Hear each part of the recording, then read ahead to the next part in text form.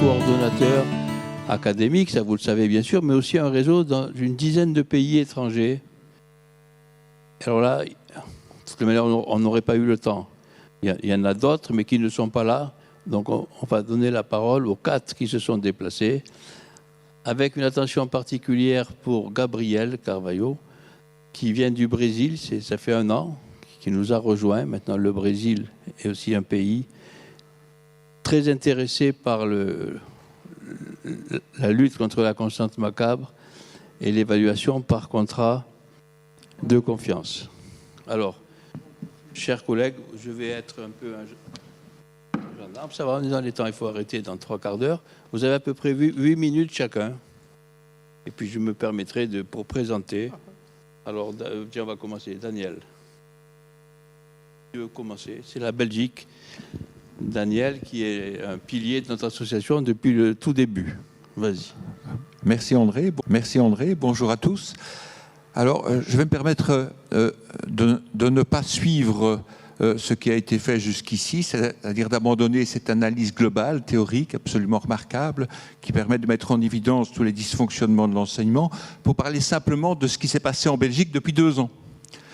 C'est-à-dire que le 10 mars 2020, notre gouvernement a décidé de fermer les écoles et d'avancer ce qu'on appelle les vacances de printemps chez nous, sans objectif, sans rien, sans idée de ce qui allait se passer après. Il faut dire qu'à l'époque, on était passé de 300 morts par jour, ce qui est le nombre normal de morts en Belgique, à 600. Et tout ça à cause de cet horrible virus. Et donc les professeurs se sont retrouvés dans des écoles vides, sans instruction, sans la moindre idée de ce qu'ils allaient devoir faire. Et puis petit à petit, l'épidémie se poursuivant, on s'est dit, bon, on ne peut pas continuer ainsi, et donc on va introduire l'enseignement à distance. Mais il ne faut pas oublier qu'on a des professeurs qui sont parfois des professeurs de 50, 60 ans, qui enseignent depuis 30, depuis 40 ans, qui utilisent occasionnellement l'informatique, et on leur dit, sans leur donner d'instruction, maintenant vous allez donner des cours à distance. Vous allez évaluer à distance. Vous allez faire ce qu'on appelle du distanciel. C'est très beau, c'est très joli. Mais on ne leur a pas donné d'explication, on ne les a pas formés, on ne leur a pas donné les moyens matériels et techniques de le faire. Et donc les professeurs, parce que la majorité des professeurs sont quand même de très bonne volonté, l'ont fait. Ils ont donné leurs cours, ils ont installé des petites caméras devant eux, ils se sont retrouvés, non pas devant un auditoire sympathique d'élèves plus ou moins chahuteurs, mais devant une caméra. Et puis ils ont essayé d'aller plus loin, ils ont aussi d'évaluer. Alors, aller évaluer un calcul différentiel et intégral en terminale à distance, poser des questions et imaginer la façon dont les élèves vont pouvoir répondre. C'est pas évident. Et alors, là c'est vraiment catastrophique, est apparue une notion que je trouve détestable, c'est le QCM, la question choix multiple. Parce que l'élève à la maison pouvait se faire aider, son papa, son grand frère. Et on parlait tout à l'heure de la phobie des évaluations. Eh bien, mes collègues, et plusieurs m'en ont parlé, ont acquis la phobie de la tricherie. Et donc, ils ont mis en place des systèmes d'évaluation par QCM avec points négatifs. Mais dans ton livre, tu en parles aussi. Hein. Tu me disais qu'il y a des gens, quand tu arrivais à 0, ils étaient contents. Et donc, on a vu apparaître ça, avec en plus le stress de la durée déterminée. Des questionnaires de 20-30 questions, répondre par QCM en temps limité, 40-45 secondes par question, le temps de la lire, quoi. Et donc, les choses se sont vraiment très mal passées au niveau de l'évaluation. On n'a pas observé beaucoup plus d'échecs parce que les élèves s'étaient préparés à cela. Et puis, ils communiquent bien. En général, les élèves communiquent mieux entre eux que les profs, hein, parce qu'ils sont plus habitués au système informatique. Et donc, je voulais dresser un bilan qui était relativement peu optimiste de ce qui s'était passé, parce qu'aujourd'hui, depuis le 1er septembre, les cours en présentiel ont repris, mais ça a laissé des traces. Des élèves, des étudiants sont restés pendant 15 mois sans avoir de cours, ou alors occasionnellement pendant une semaine ou deux, puis on arrêtait et on reconfinait. Et je pense que cette maladie a vraiment laissé des traces profondes. Et moi, je crains que ce système d'évaluation par QCM, très facile, très pratique, automatisé en plus, ne fasse des petits. Et puisqu'on parle de la folie de l'évaluation, pour moi, c'est une des pires méthodes d'évaluation. Qu'évalue-t-on quand en 40 ou 50 secondes, on demande une réponse oui, non, vrai, faux à un élève? Qu'évalue-t-on? Est-ce qu'on se pose la question? Ben moi, je n'ai pas la réponse. En tout cas, mes collègues, et je parle notamment de mon ami Joël Lamont, qui s'occupe de la formation des futurs profs de maths à Bruxelles, m'a dit « c'est un autre métier qu'on m'a demandé d'exercer et je n'ai pas été formé pour l'exercer ». Voilà, c'est un constat un petit peu sinistre, un petit peu triste.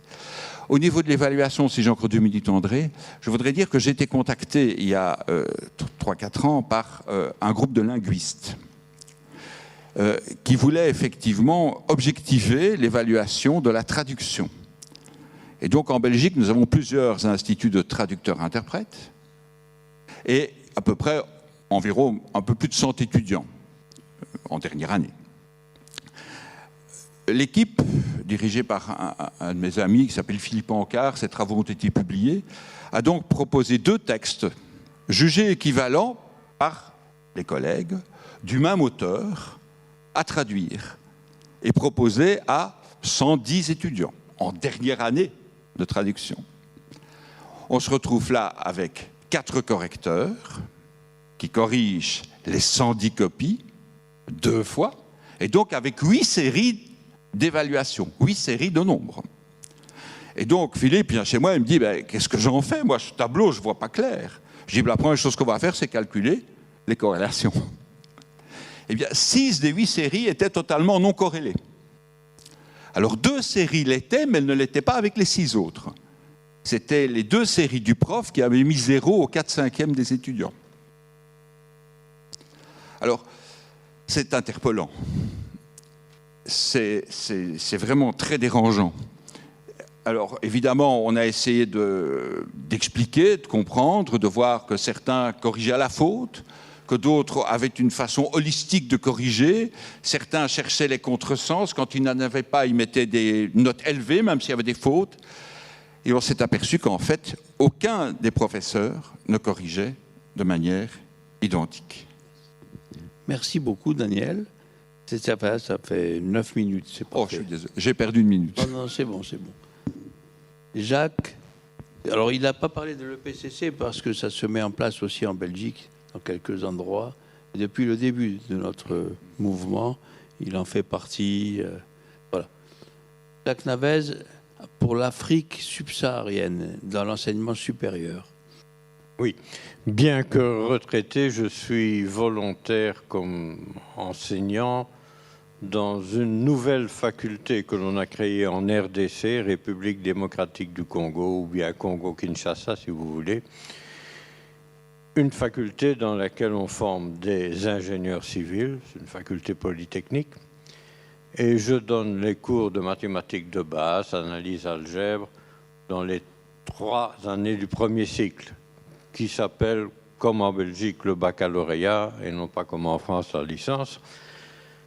Et voilà, j'ai eu le recrutement de nos élèves est très bon. On a en général de bons élèves, mais malgré tout, ils ne réussissent pas tous, comme vous pouvez bien entendu vous douter. C'était un vrai soulagement pour moi de disposer de l'EPCC, et je préciserai même de l'EPCC sans petite variation. Le PCC pur et dur, sans variation. Ça a permis d'instaurer un climat beaucoup plus relaxant parmi les élèves, un climat réellement de confiance. Ce qui m'a permis aussi, le fait de donner cours dans des années successives, de constater ce qui me paraît le plus important, c'est que les élèves connaissent mieux la matière. ils connaissent beaucoup mieux la matière depuis que je pratique le PCC. Donc là, c'est vraiment pour moi une révélation. Alors, j'ai parvenu à convaincre d'utiliser la méthode. Les étudiants, bien sûr, sont très convaincus. Les assistants sont très convaincus. J'ai des collègues très convaincus et des collègues qui sont absolument pas convaincus et qui sont très opposés. Bon, mais enfin, ça, je crois que ça doit être la norme générale. Vous savez, au niveau de l'enseignement supérieur, tous les professeurs sont très jaloux de leurs prérogatives et de la liberté d'enseigner comme ils ont envie. Il y a cependant, justement, aussi à cause du Covid, qui n'a pas... il n'y a presque pas de cas en RDC, c'est vraiment un îlot de calme parmi la tempête mondiale. Mais enfin, bon, entre nous, ils aimeraient bien en avoir, mais ça, on ne peut pas le dire. Je vais vous le dire pourquoi ils aimeraient bien en avoir, parce que comme ça, ils n'auraient plus de subsides de l'OMS. Bon, ça, c'est une autre affaire. Mais on a eu des cours en distanciel, d'une part. D'autre part, on doit inclure dans la note finale des élèves une certaine partie d'évaluation continue. Et ce problème d'évaluation continue, c'est pas simple. Et j'aimerais bien, moi, avoir le maximum et plus de renseignements que j'en ai sur cette évaluation continue, parce que, en tant que président du jury, j'ai eu quand même le retour des étudiants. Et ce retour n'est pas positif, contrairement à ce qu'on pourrait croire. Alors, certains étudiants disent « Ah oui, c'est bien, on n'a plus autant de poids à l'examen. » C'est vrai. Mais le problème est le suivant. C'est qu'ils ont beaucoup de cours, comme dans l'enseignement secondaire, dans l'enseignement supérieur, il y a beaucoup de cours, il n'y a pas qu'un seul cours. Et tous ces cours veulent faire de l'évaluation continue. Ils ont aussi le distanciel, et dans le distanciel, il faut aussi de l'évaluation continue. Ce qui fait que nos élèves ont des interrogations, des contrôles toutes les semaines, tout le temps. Ce qui crée une pression chez eux. Ça crée une pression d'avoir des contrôles. Même si on leur dit que les contrôles sont formatifs, même si on leur dit que les contrôles, eh bien, on n'en tiendra pas toujours compte, mais en fait, qu'on ne prendra que les meilleurs ou des choses comme ça, ça crée un malaise. J'ai discuté beaucoup avec les élèves. J'ai discuté notamment avec les délégués. Et le délégué principal a eu une expression que je vous livre, mais peut-être on s'organise peut-être très mal. Et cette expression m'a fait fortement réfléchir. Il m'a dit « l'évaluation continue, c'est l'élimination continue pour nous ». Donc, voilà, je pense que cela vaut la peine de réfléchir sérieusement à cette évaluation continue et de réfléchir sérieusement à l'évaluation faite en distanciel. Il y a, pour le moment, et spécialement dans nos contrées, beaucoup à dire là-dessus. Voilà, c'est ce que je voulais vous dire. Merci beaucoup. Jacques, merci beaucoup. Gabriel, le Brésil. Merci. Bonjour à toutes, tous. Je m'appelle Gabriel Carvalho, je suis professeur à l'Institut fédéral de Minas Gerais au Brésil. C'est pour moi un très grand plaisir d'être ici. Je remercie beaucoup l'invitation d'André Tibi. Je voudrais parler un petit peu sur le système évaluatif et aussi éducatif du Brésil, parce qu'il est très différent du système français d'éducation. Au Brésil, nous avons environ 50 millions d'élèves jusqu'au secondaire, 2 millions d'enseignants, enseignantes. Malheureusement, nous pratiquons presque toujours une pédagogie plus directive. Notre éducateur majeur, plus connu, qui s'appelle Paulo Freire, il dénonçait beaucoup de fois ce qu'il appelait l'éducation bancaire. Ça veut dire une éducation où on transmet des informations et on espère que les élèves savent par cœur toutes les choses.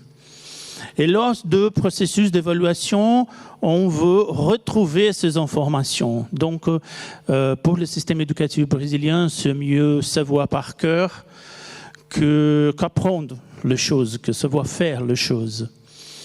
Donc, c'est très difficile parce que au Brésil, on a, comment je peux dire, lors du processus d'évaluation, le plus les notes basses, le plus les élèves sont en échec, le plus l'enseignant est valorisé.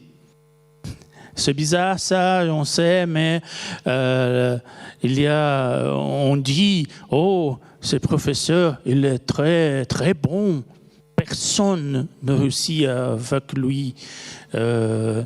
J'ai eu un professeur à la fac, il disait que au Brésil, les notes sont de 0 à 10. Il disait que 10, c'est seulement pour les auteurs de grandes théories, comme Pascal, Newton, Einstein, etc. 9, c'est pour le prof.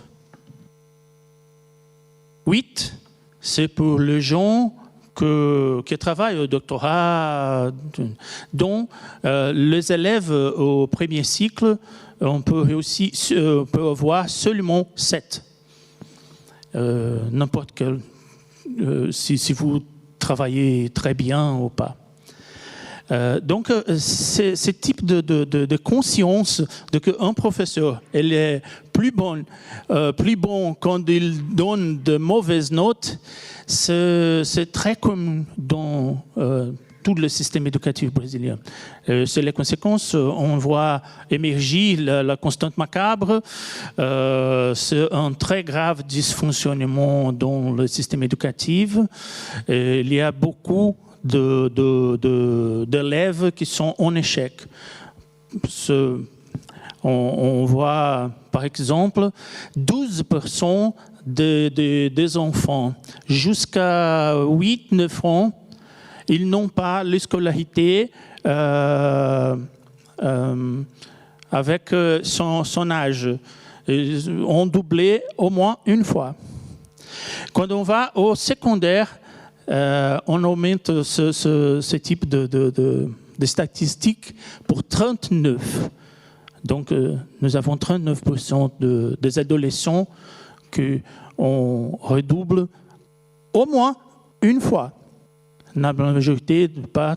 Donc, ils quittent l'école très, très, très rapide. Nous avons essayé, à mon école, mon institut, de créer un cours de spécialisation dans le processus d'apprentissage, d'évaluation des apprentissages, en ajoutant les choses qu'on a appris chez André Antibi. Et donc, on a commencé cette année un cours pour mettre en pratique de nouveaux processus d'évaluation.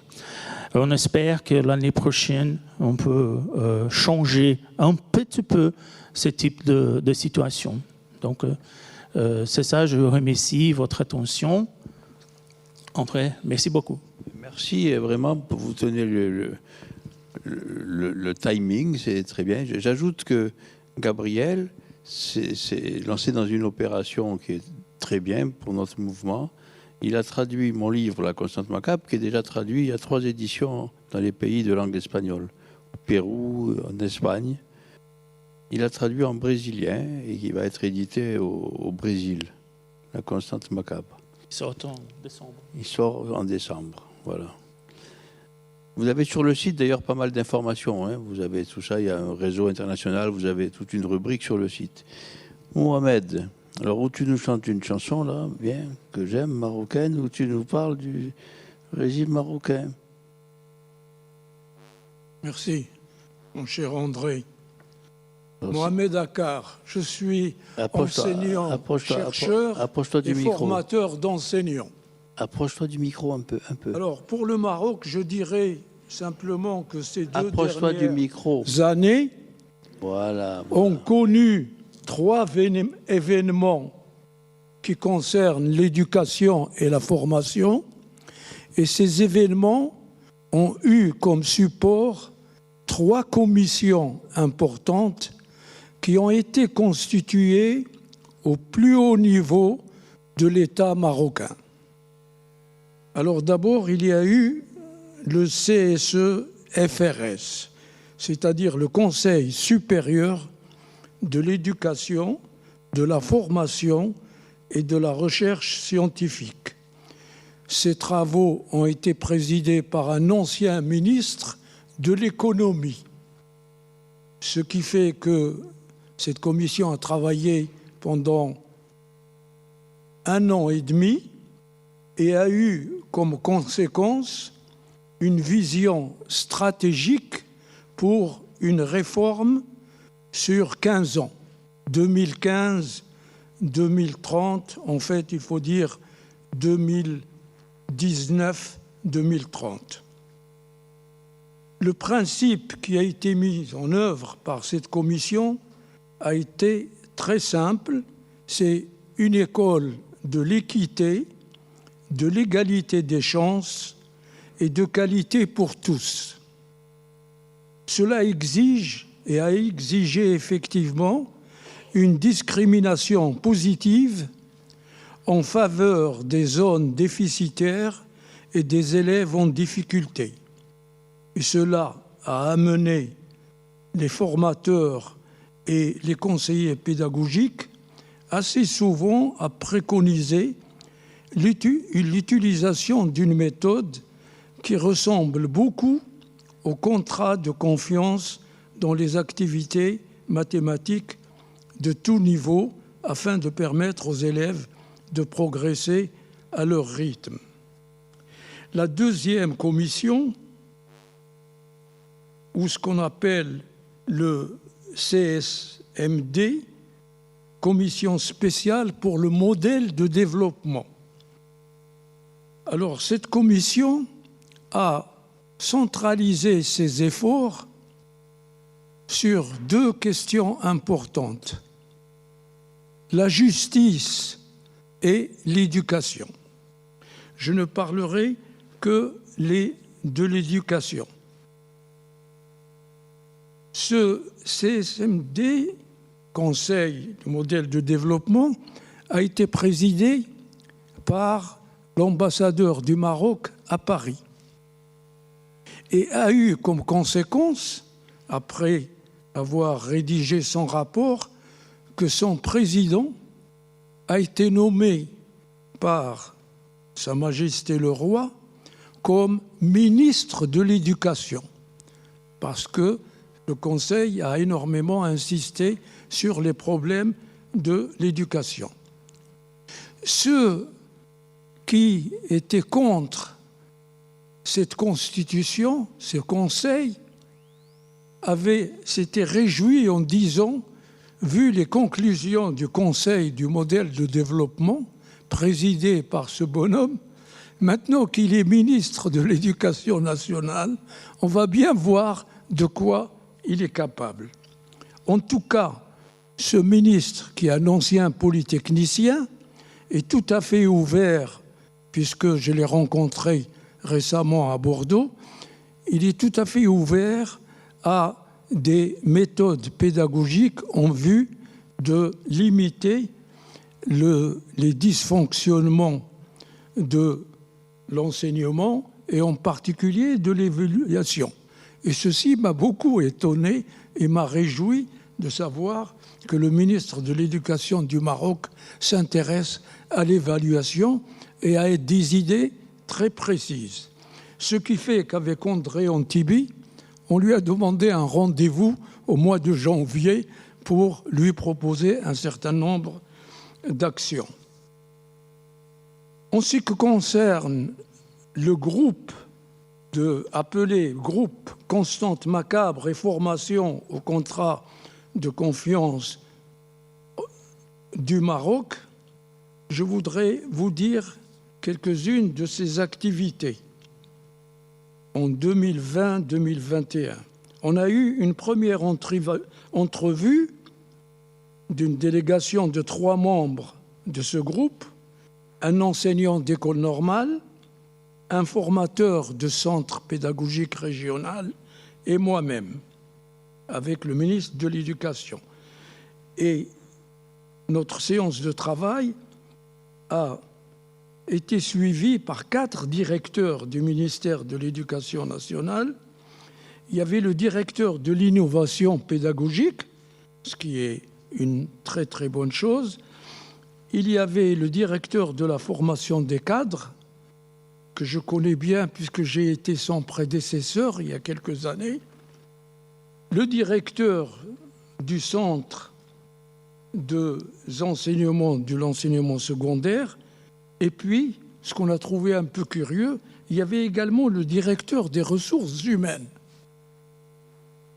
Alors, après la discussion, il s'est avéré que la présence du directeur des ressources humaines, qui nous a étonnés, c'est que quand on a parlé de nos projets de formation et de lutte contre la constante macabre, il a tout de suite réagi en disant que les syndicats sont contre le manque de liberté des enseignements pour qu'on leur impose une méthode d'évaluation. Et donc, on a bien compris pourquoi il était là. Ceci étant, nous avons plaidé la cause des formateurs et les choses se sont bien passées. Maintenant, nous avons, pour ce groupe, des contacts avec ce qu'on appelle au Maroc les écoles normales supérieures, où il y a des équipes de recherche pédagogique et, disons, de recherche didactique.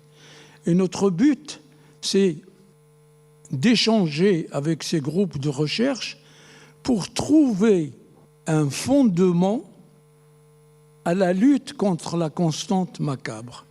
Je dis bien un fondement didactique qui serait basé sur les sciences de l'éducation. Je ne veux pas dire que ça n'existe pas, mais les Marocains sont intéressés par ce fondement.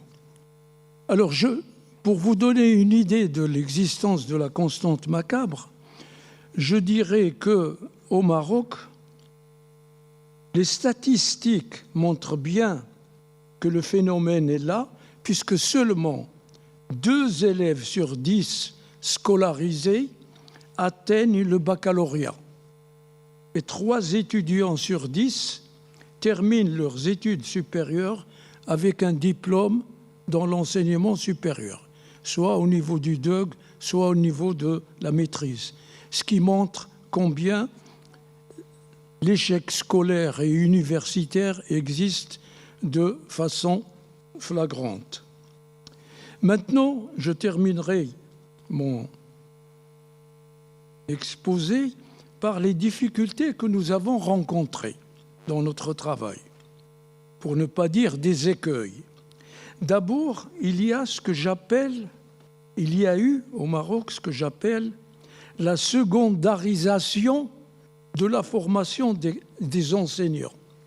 Les enseignants du lycée, par exemple, étaient formés dans les écoles normales supérieures.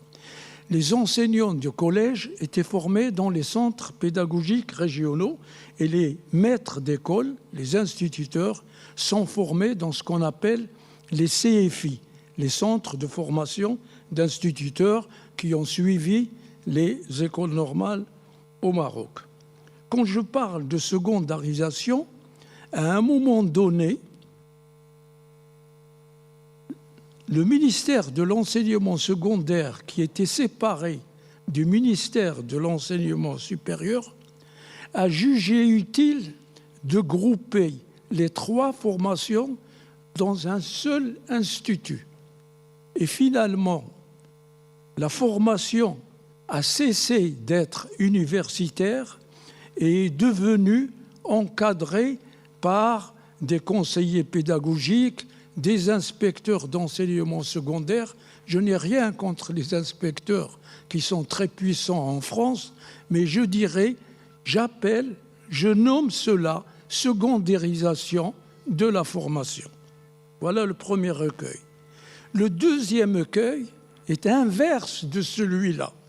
C'est que les écoles normales supérieures se sont universalisées, c'est-à-dire sont devenues universitaires. Pourquoi? Parce qu'au début, les ENS s'occupaient de formation d'enseignants. Il y avait le schéma habituel qu'il y a une formation académique dans la discipline et il y a une formation à la pédagogie et de préparation à l'enseignement.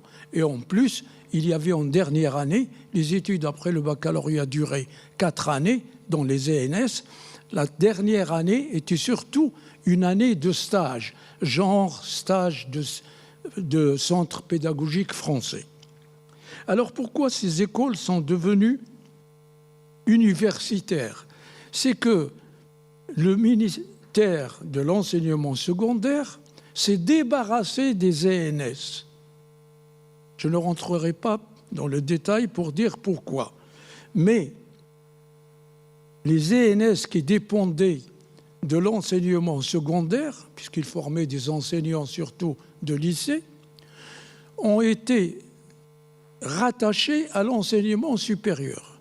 Et finalement, l'enseignement supérieur a transformé ces ENS qui formaient des professeurs en une partie très mince de formation d'enseignants, mais non institutionnelle, parce que dans les ENS, quand un étudiant bachelier s'engageait dans une formation, il avait un contrat pour devenir un professeur. Et au bout de ces 4 années d'études, il devenait professeur stagiaire dans l'enseignement secondaire. Les ENS type enseignement supérieur sont devenus des formateurs d'enseignants, mais sans contrat institutionnel.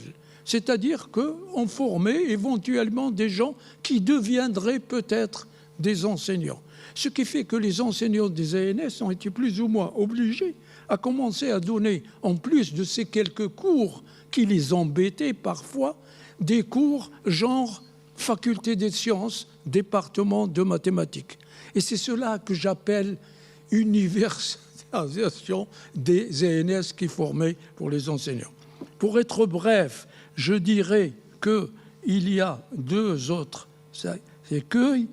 C'est que dans l'enseignement supérieur, au niveau du DEUG, par exemple, les 2 premières années de nos enseignements, où j'ai dit qu'il y a 3 étudiants sur 10 qui terminaient leurs études, la constante macabre fait énormément de dégâts, surtout les 2 premières années de l'enseignement supérieur.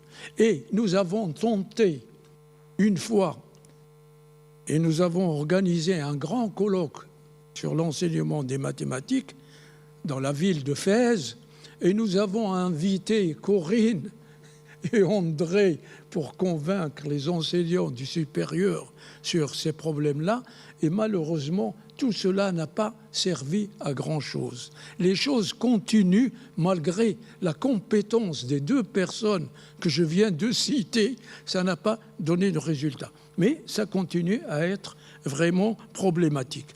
Le dernier écueil que je signalerai et que vous connaissez très bien, c'est que dans nos balades dans les écoles normales supérieures, dans les CPR, dans le Royaume du Maroc, où nous faisons quelques conférences pour sensibiliser les enseignants sur ces problèmes-là, souvent on nous pose la question suivante.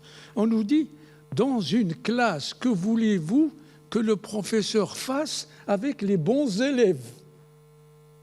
Vous nous proposez des méthodes pour des personnes qui ont quelques difficultés. Vous voulez faire progresser des élèves en leur proposant les PCC, mais seulement il y a de très très bons élèves. Le professeur, qu'est-ce qu'il va faire? Et j'avoue que la seule chose que nous leur avons proposée, peut-être que vous avez des idées là-dessus, c'est de temps en temps de partager la classe en 2 parties et que finalement on donne des activités adaptées aux très bons élèves et utiliser des méthodes comme celles que vous avez citées assez souvent ici, dans ces conférences, pour les élèves qui ont des difficultés, en utilisant les PCC ou quelque chose de convenable. Mais finalement, pas mal d'enseignants et de collègues trouvent que ça serait dommage que la présence de très bons élèves n'influence pas les élèves qui ont des difficultés et qu'il faut laisser la classe entière. Voilà certains problèmes qui se posent encore et je vous assure que ce problème de la constante macabre nous préoccupe énormément, d'autant plus que, comme je l'ai dit tout à l'heure, si on veut une école de l'équité, de l'égalité des chances et de qualité pour tous, il faut quand même arriver à énormément aider dans ce sens-là et se débarrasser de ce problème. Je vous remercie. Merci Mohamed pour ce compte-rendu. Merci pour tout ce que tu fais au Maroc. Alors comme il est modeste, il ne le dit pas, mais il est très connu au Maroc, au ministère et dans le milieu de l'enseignement. On a tenu le timing. Alors avant de se séparer, il reste 5 minutes, le temps de plier les affaires, etc. Je vous donne quelques informations. Il est prévu au programme aussi une rubrique qui s'appelle « Les raisons d'un soutien », où il y a des personnalités qui ont envoyé des messages de soutien, les présidents d'associations, de syndicats très connus. Ce sera mis en ligne sur le site par notre ami Gérard Loton. Le site, je vous invite à vous y reporter. Il y a énormément d'informations. Vraiment, allez-y. On l'a remis, il a été remis à neuf, si je veux dire. Il est bien plus clair qu'avant. Allez-y, vous ne regretterez pas. Autre information, maintenant on a un listing, merci Corinne, elle a fait un listing avec toutes les adresses mail, avec tous les inscrits à ce colloque. Donc on va poursuivre notre action et nos relations, vous recevrez un mail. Ceux qui veulent rejoindre l'association, on les accueillera avec plaisir, ça n'engage à rien. Vous recevrez les informations, on fait des réunions. Il y en aura 2 par trimestre en Zoom, plus le colloque. Le colloque, c'est une des réunions. Non. Le colloque, c'est une des réunions. Ça fait 6 en tout, dont le colloque. 6 dans l'année. Ça dure 2 heures, ces réunions. Et puis, ça se passe très bien, je crois, en Zoom. Le Zoom a des avantages, quand même. Ça évite les déplacements, etc. Donc, ceux qui le souhaitent, vous avez l'adresse où vous vous êtes inscrit. Vous nous envoyez un petit mail, j'aimerais rejoindre cette association. On va terminer dans les temps parce que je remercie, j'ai commencé par le dire ce matin, vraiment la mairie de Paris, Anne Hidalgo et tous ses collaborateurs qui ont mis à notre disposition. C'est la première fois qu'on fait notre colloque dans une salle aussi prestigieuse. Alors c'est presque à souhaiter que chaque année, lors du colloque, ils aient un problème dans l'auditorium en bas de dernière minute et qu'on atterrisse ici. Je crois qu'on ne perd pas au change. On est dans les temps, parce que ça, ils m'avaient bien dit qu'il ne fallait pas dépasser l'horaire, parce qu'ils ont quelque chose qui est prévu. Je vous remercie beaucoup de vous être déplacés. Je remercie tous ceux qui sont à distance. On ne les oublie pas. On n'a pas pu faire mieux que ce qu'on a fait pour régler les problèmes techniques. Un énorme merci à Ludovic Détambes. Vous pouvez l'applaudir parce qu'il le mérite. Il a dépensé une énergie considérable. Et à Claude Tran, que vous pouvez applaudir aussi, qui filme toutes les manifestations. Il ne me reste plus qu'à vous dire au plaisir de nous revoir, j'espère. Et j'espère que cette journée vous a intéressé. Merci, chers collègues.